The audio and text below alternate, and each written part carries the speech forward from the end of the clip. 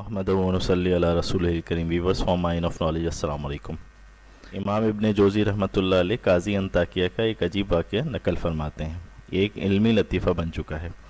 قاضی صاحب کو ایسے چور سے واسطہ پڑا جس نے ان کی ساری فراست اور علم و ہنر کی دھجیاں بکھیر دیں، اور قاضی صاحب کو کہنے پہ مجبور کر دیا کہ خدا کی قسم قاضی اور مفتی تو تجھے ہونا چاہیے، ہم تو جھک مار رہے ہیں.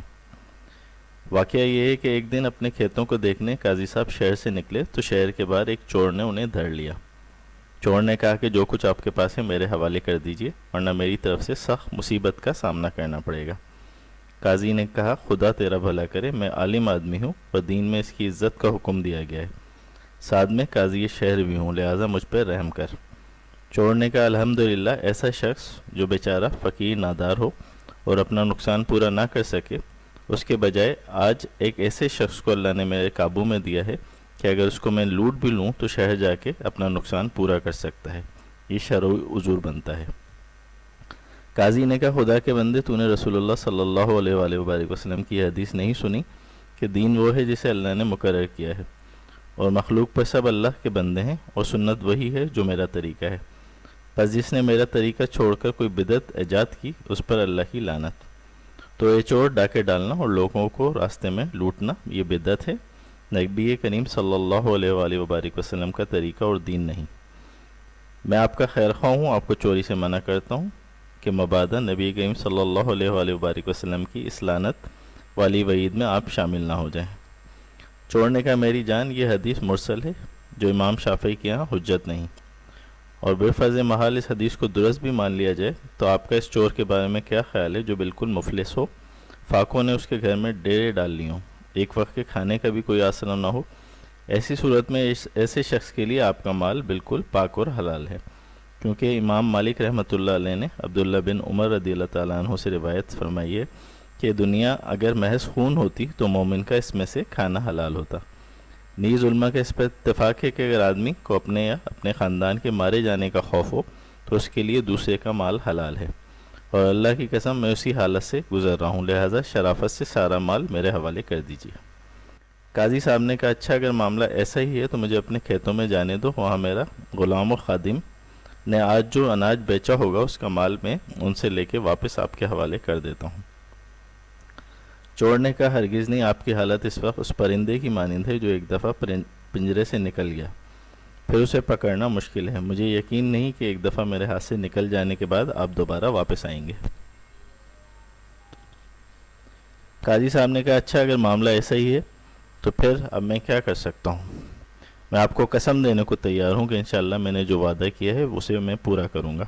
چور نے کہا مجھے حدیث بیان کی مالک رحمۃ اللہ علیہ نے، انہوں نے نافع سے سنی اور انہوں نے عبداللہ بن عمر رضی اللہ تعالیٰ عنہ سے کہ مجبور کی قسم کا اعتبار نہیں. اسی طرح قرآن میں بھی ہے مجبور آدمی زبان سے کلمہ کفر بول سکتا ہے. تو مجبوری کی حالت میں جب کلمہ کفر بولنے کی اجازت ہے تو جھوٹی قسم بھی کھائی جا سکتی ہے. لہذا فضول بحث سے پرہیز کریں اور جو کچھ آپ کے پاس ہے میرے حوالے کر دیں، کیونکہ آپ کی قسم میرے نزدیک معتبر نہیں ہے قرآن کی روشنی میں. قاضی صاحب اس پہ لاجواب ہو گئے، اپنی سواری مال کپڑے سوائے شلوار کے اس کے حوالے کر دیا. چور نے کہا شلوار بھی اتار کے دیں. قاضی صاحب نے کہا اللہ کے بندے، نماز کا وقت ہو چکا ہے اور بغیر کپڑوں کے نماز جائز نہیں. قرآن کریم میں بھی ہے کہ نماز کے وقت زینت اختیار کرو. نیز شلوار حوالے کرنے سے میری بے پردگی ہوگی، جبکہ رسول اللہ صلی اللہ علیہ وآلہ وسلم نے فرمایا کہ وہ شخص ملعون ہے جو اپنے بھائی کے ستر کو دیکھے. چور نے کہا آپ اس کا غم نہ کریں، کیونکہ ننگے حالت میں آپ کی نماز بالکل درست ہے. مالک رحم اللہ علیہ نے ہم سے حدیث بیان کی، وہ روایت کرتے ہیں کہ حضرت عبداللہ بن عمر رضی اللہ تعالیٰ عنہ سے روایت ہے کہ ننگے کھڑے ہو کے نماز پڑھیں اور ان کا امام بیچ میں کھڑا ہو، یعنی یہ صورت میں کہ جب کپڑے نہ ہوں تو برہنہ نماز بھی پڑھی جا سکتی ہے. نیز امام مالک رحمۃ اللہ علیہ بھی ننگے نماز کے جواز کے قائل ہیں، مگر ان کا فتویٰ یہ کہ کھڑے ہو کے نہیں پڑھیں گے بلکہ متفرق علیحدہ علیحدہ پڑھیں گے، اور اتنی دور پڑھیں گے کہ ایک دوسرے کے سطر پہ نظر نہ پڑے. جبکہ امام ابو حنیفہ رحمۃ اللہ علیہ کا فتویٰ یہ ہے کہ کھڑے ہو کر نہیں بلکہ بیٹھ کے پڑھیں گے. اور سطر پر نظر پڑنے والی جو روایت آپ نے سنائی، اول تو سندن یہ درست نہیں، اگر مان بھی لیں تو وہ حدیث پر محمول ہے کہ کسی کے سطر کو شہوت کی نگاہ سے دیکھا جائے، اور فی الوقت ایسی نہیں، حالت ایسی نہیں، اور آپ تو کسی صورت میں بھی گناہ گار نہیں، کیونکہ آپ حالت اضطراری میں ہیں، مجبور ہیں، خود بے پردہ نہیں ہو رہے ہیں بلکہ میں آپ کو مجبور کر رہا ہوں۔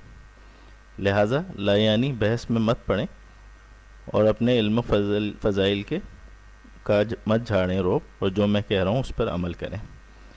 قاضی صاحب نے یہ سن کے کہا خدا کی قسم قاضی اور مفتی تو تجھے ہونا چاہیے تھا، ہم تو خواہ مخواہ ہی جھک مار رہے ہیں، جو کچھ تجھے چاہیے لے پکڑ، لا حول ولا قوت الا باللہ، اور یوں چور سب کچھ لے کے فرار ہو گیا۔